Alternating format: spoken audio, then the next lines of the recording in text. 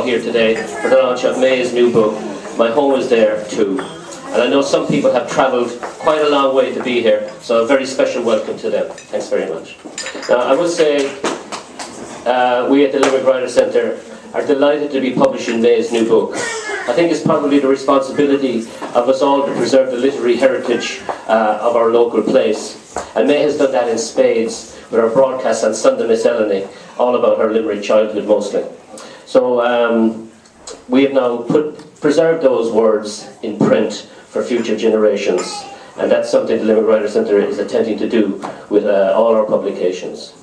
Now, we'll just get on with the show, and I'd like to introduce you to the man who will officially launch the book, the editor of that other chronicle of Limerick life, the Limerick Leader. So give a warm welcome, please, to Alan English.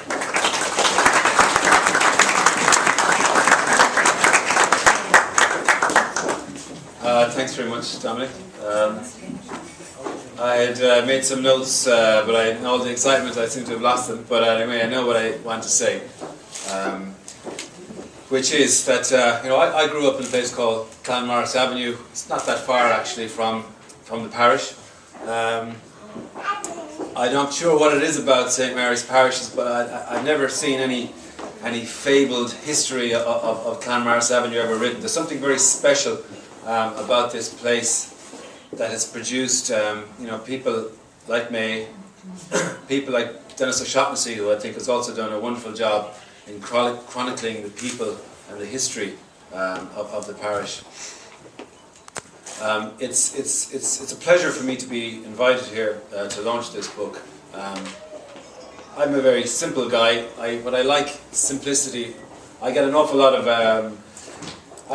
approaches from journalists, writers, students, all kinds of different people who like to get their work published in the Limerick Leader.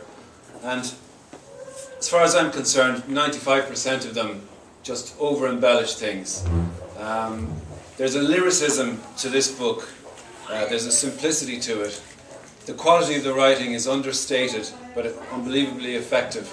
I'm sure everybody in the room here will have been lain awake in bed or been down at the breakfast table on a Sunday morning and listened to what have been described with the dulcet tones of May Leonard reading out these wonderful pieces. And I hope that she will read one or two of them here after I've introduced her.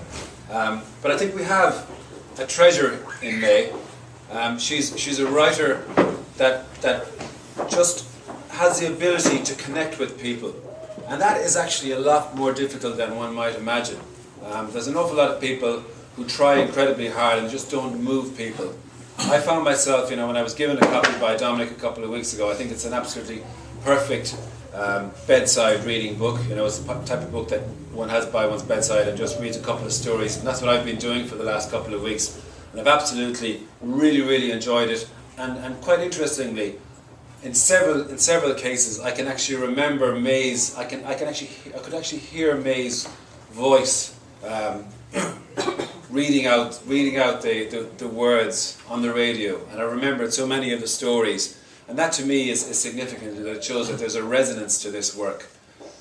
Dominic has spoken, has referred to the importance of preserving important pieces like this and preserving history, and that's something that I, as editor of the Leader, have been very conscious of. I think in recent times, one of the initiatives that I'm proudest of is that we've managed to go back into the archive, with the help of people like Mike Cowie, who was here today, and really rescue unbelievably powerful and wonderful images of Limerick's past, which were languishing in filing cabinets, lost to future generations. We did a supplement there last week, which got a fantastic response. It was about the fight for a Limerick University, and I think what moved people was it showed ordinary Limerick people out there fighting on behalf of Limerick, and it showed that the love that they had for their native place, and that's something that just resonates on every page in this. May, even though she has moved further afield,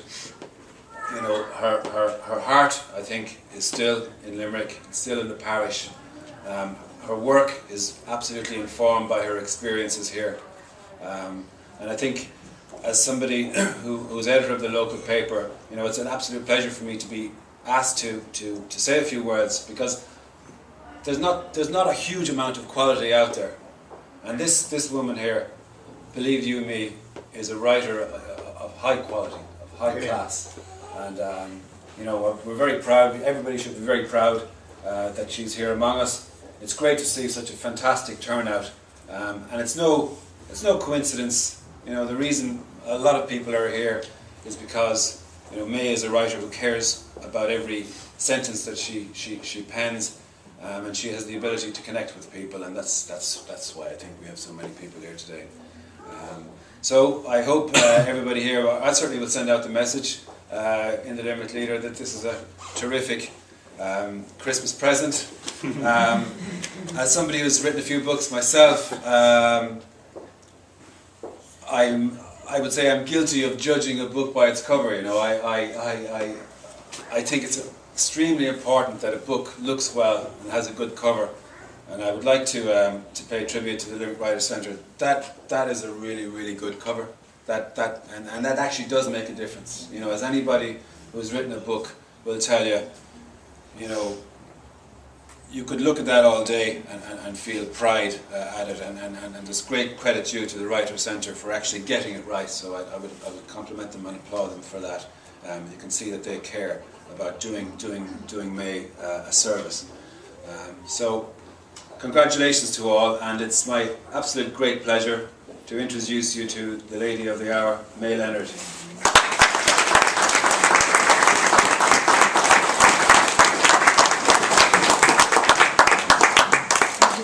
I'm sure I don't deserve all that, but a big thank you to Alan for jumping in and doing this for me, and because of that I have brought a little piece of Kildare for him.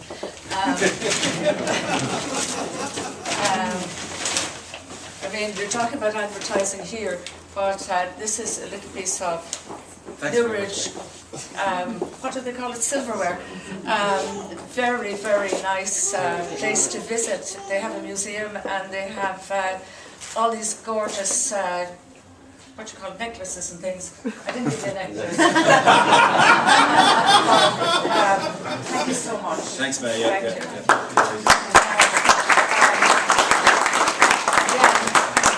Another parish man who made me produce this book and the previous books, and that is Dennis O'Shannessy. And a big thank you to him, because he nagged me until I did the first one, and he didn't nag me for the second one, and consequently it's an awful long time since the first one came out, and that's why you're getting My Home Is There too. So, Dennis Chassus,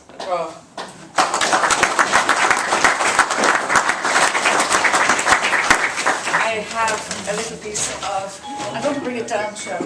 I have a little piece of there for Dennis as well. Because Dennis did before. Dennis.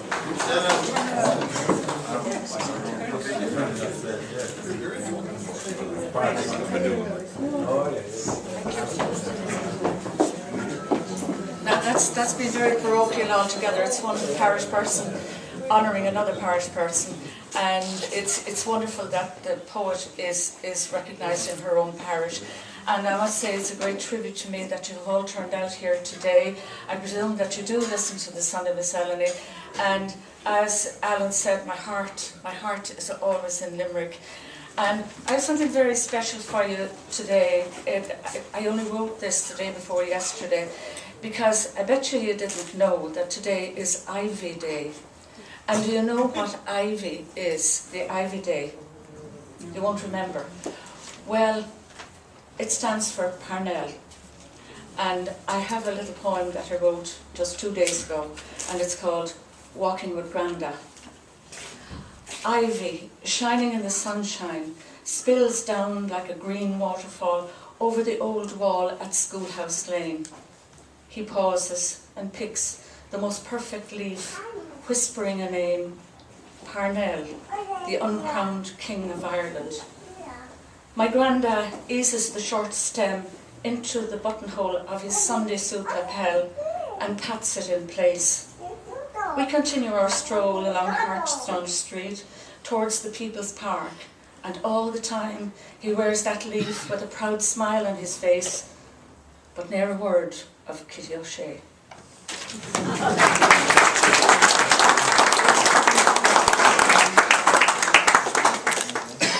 I'm absolutely stunned that a former neighbour who is Mr. Sandy Wallace has arrived all the way from England, especially for this, and I'm really, really honoured. Thank you for coming, Sandy.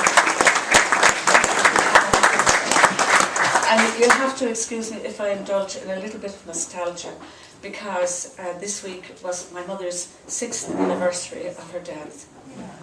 And this is just a short little piece that went out on the Thought for the Day photograph. I look at the photograph and she's there.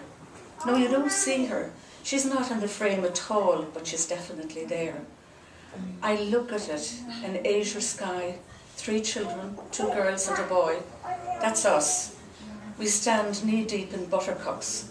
The colours are astonishing. My blue and white check dress, my little sister in yellow. Both our dresses came in a parcel from mother's cousins in America. My hair is braided and turned up in loops and tied up with pink satin ribbons. My brother is in shorts and a white t-shirt and a miraculous medal on a chain around his neck. The photograph was taken in the summer of 1949 on St. Thomas's Island on the Shannon near Limerick. One sunny Sunday, when we paddled our boat up the Abbey River from Atlunkard Boat Club to join other families from the parish, we settled on the sandy edge of the island.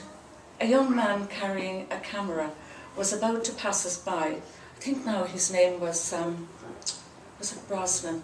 And I'm not 100% sure on that. Was about to pass us by when Mum called out to him, "Come over here and take the children's photograph." He protested, saying that he had sent to America for the film and it was very expensive. The first ever colour film in Ireland. But would my mother brook any protest? She lifted us up onto the bank of the river amid the buttercups. She retied my ribbons into big butterfly bows and encouraged the 3 of us to smile, all the time insisting that the protesting young man take our photograph.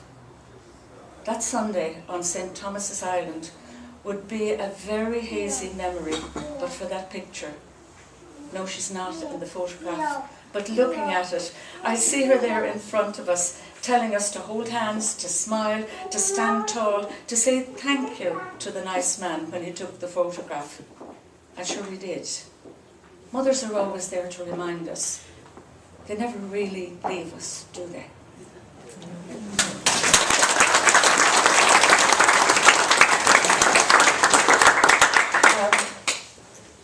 A big, big thank you to Dominic Taylor of the Limerick Writers Centre for the magnificent production that I am so proud of it.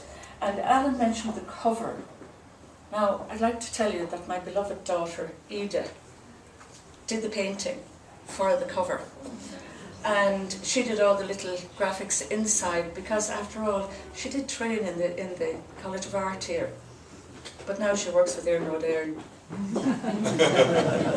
And I'm trying to get my money back by getting her to do my illustrations for me.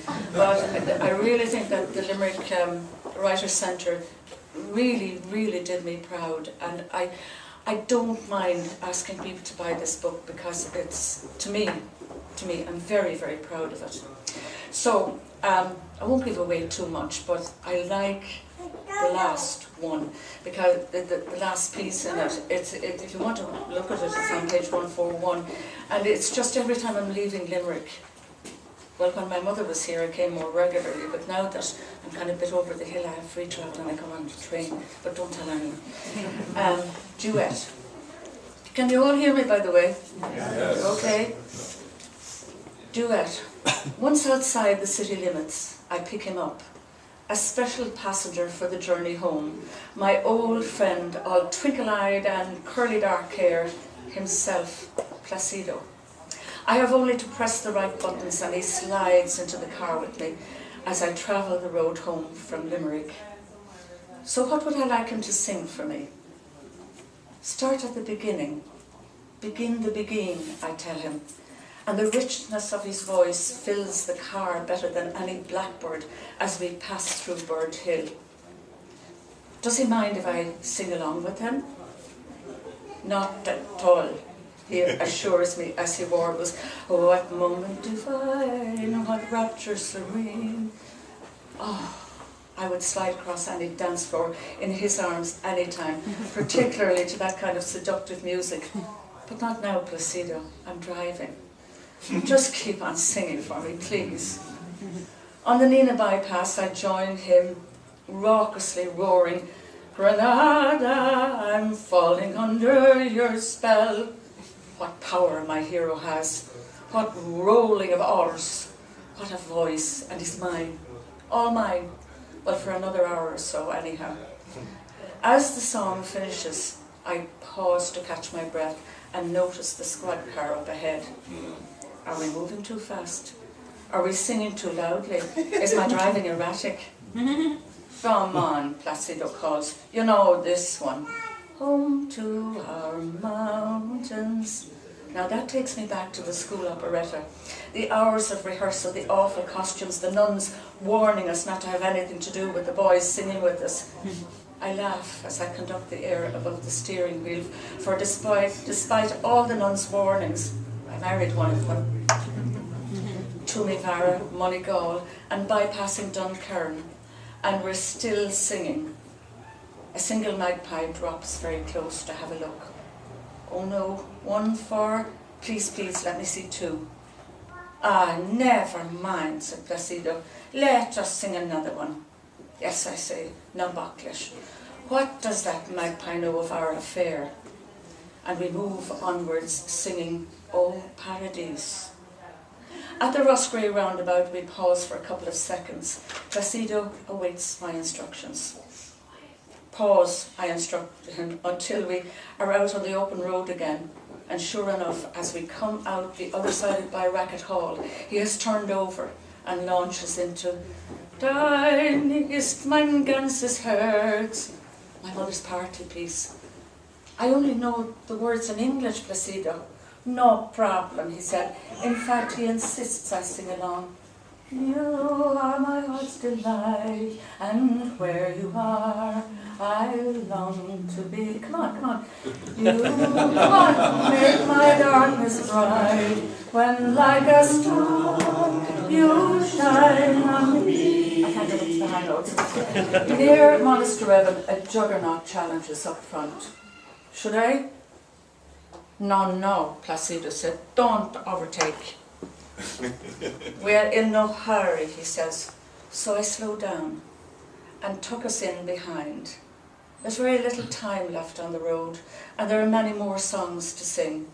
John Denver joins us for Perhaps love is like a resting place, a shelter from the storm. It invites you to come closer, it wants to show you more. If I could live forever and all my dreams come true, my memories of love will be of you. And we are close together, going through the Curragh, past Newbridge, and just in the dying moments of the song, I see the sign for an ace. I indicate, and 1, 2, 3, I turn off.